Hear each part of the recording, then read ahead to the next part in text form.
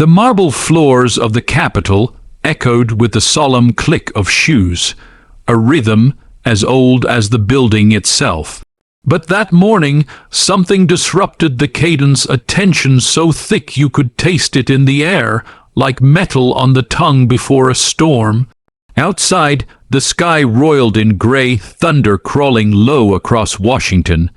Inside, all eyes were on room 226 of the Rayburn House office building. Representative Jasmine Crockett had just entered the chamber. She walked in like she belonged not just in the room, but in the pages of history itself. Her heels struck the floor with certainty, her chin lifted in defiance of every stare that silently questioned her place there. Dressed in deep sapphire blue, the color of bruises and battles won, she paused only briefly at the threshold, catching her reflection in the polished brass doorplate. A woman who had clawed her way through doubt, mockery, and fire stood staring back. She wasn't here to be polite. Not today. At 77, Justice Clarence Thomas sat still behind the elevated desk, his frame bulkier now than when he'd first worn the robe decades ago.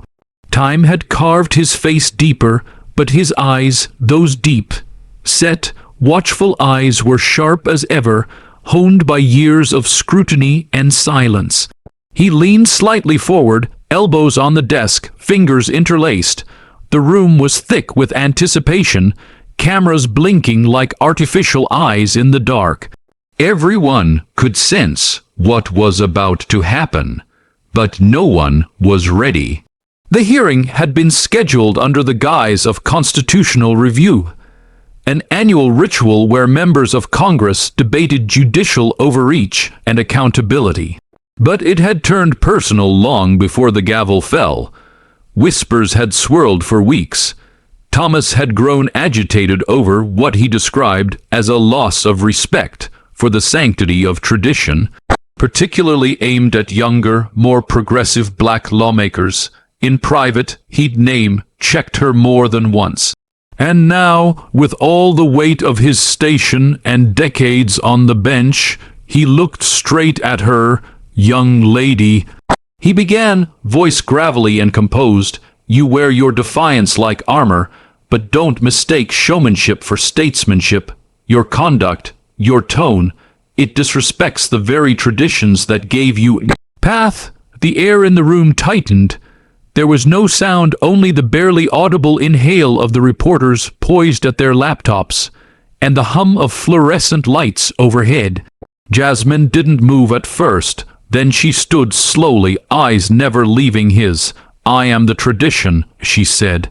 "I am what happens when the door stays open long enough for someone to walk through it, not with their head bowed, but with their voice raised." The words didn't just echo, they rang. Her voice, rich, layered with years of courtroom debates and community town halls, cut through the room. She wasn't shouting. She didn't need to. She carried her power like gravity. Thomas flinched, barely. But the flash in his eyes said everything. This was no longer a debate about legal philosophy. This was about who gets to define the legacy of black leadership in America. Jasmine Crockett had grown up in a part of Texas where stories ended early for girls who looked like her. Her mother, a nurse, often worked nights. Her father, once a preacher, had left when she was 10. She remembered reading Angela Davis and Fannie Lou Hamer under the flickering yellow light of a borrowed lamp in middle school, promising herself she'd rewrite the rules not for permission, but for permanence. She became a lawyer because she believed words were weapons. She ran for office because she was tired of being told to wait her turn. But under the polished exterior lived a woman who still carried the echo of every slammed door, every sideways glance, every white donor who had smiled a little too wide when handing her a check. Her fear wasn't failure. It was irrelevance, the kind that swallowed women like her whole, erased from memory like chalk in rain. Thomas, on the other hand, had long ago buried his fear under a mountain of silence. His childhood in Pinpoint, Georgia, had taught him two truths: the world would never love him, and survival required sacrifice. He'd traded fire for stone, and in that stone built a fortress. But somewhere along the way, the boy who'd wanted justice had made peace with being its gatekeeper instead of its liberator. And now, before him stood a woman who reminded him of what he'd once been before power had made him cautious. The room watched breathless. The confrontation spread like wildfire. Within hours, hashtags flared across social media. Clips of the exchange dominated every news channel, and in the quiet corners of America, in barbershops in Atlanta, classrooms in Detroit, community centers in Oakland, people were choosing sides. Not between left and right, but between legacy and progress. Two subplots began to stir beneath the storm. First, an underground coalition of young black attorneys began organizing a New Guard conference. They invited Jasmine to keynote. The event, intended to be small, swelled beyond capacity within days.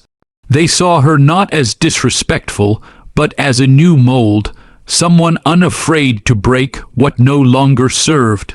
Second, Thomas's longtime clerk, Jordan Niles, a brilliant, closeted legal mind who had followed the justice's every word for a decade, began to question everything. He'd once idolized Thomas for surviving the same system he feared, but watching Jasmine unbent, unapologetic, made Jordan wonder if survival wasn't enough anymore. Maybe it was time to live. Meanwhile, Jasmine wrestled privately. The public support emboldened her, but in the dead of night, the doubts crept in. Had she crossed a line? Had she allowed anger to eclipse clarity?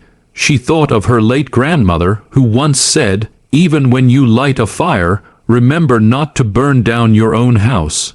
In her apartment, lit only by the flickering skyline, she sat with her journal, words tumbling out like confessions. "I don't want to be another loud black woman who gets remembered for being angry. But maybe, just maybe, anger is the only honest language left." Days later, a second hearing was called, this time private. Thomas requested her presence. The room was bare, just the two of them, seated across from each other. "No cameras, no aides," he began softly. "You think I've forgotten what it cost to get here. I think you've forgotten who paid the price," she replied. He sighed. "Tradition isn't just rules, it's memory. It's how we preserve the dignity of the struggle. And sometimes," she said, "it's how we silence the ones still fighting." Silence stretched between them, but something shifted. Not agreement, not reconciliation, but recognition, the kind that only comes when two paths cross that were never meant to meet. Before she left, Thomas said quietly, "You remind me of Thurgood." Jasmine paused. "That's funny. You remind me of the men he had to fight to be heard." That was the last time they spoke directly. But both were changed. The climax came not in words, but in action. 6 months later, Jasmine Crockett introduced a landmark bill aimed at judicial ethics reform. It passed the House by the slimmest of margins. The Senate followed barely. And though Thomas issued no public comment, he surprised everyone by voluntarily disclosing his financial records for the first time in 20 years. Jordan Niles resigned shortly after. He joined the New Guard full-time, helping shape a legal mentorship program for underrepresented youth across the country. And at the New Guard conference, Jasmine stood before thousands. She didn't gloat. She didn't burn bridges. She spoke with fire, but also with hope. "I didn't come here to tear down tradition," she said. "I came to remind it who built the foundation, and to make damn sure the next generation doesn't have to knock twice to be let in." The crowd rose as one. Back in his chambers, Thomas watched a clip of the speech alone. For the first time in years, he smiled, tired, worn, but honest. Because sometimes, even a stone knows when it's time to make room for the river. And in the end, the lesson lingered like the echo of church bells on a humid southern morning. Tradition is not sacred because it is old. It is sacred only if it makes way for the truth.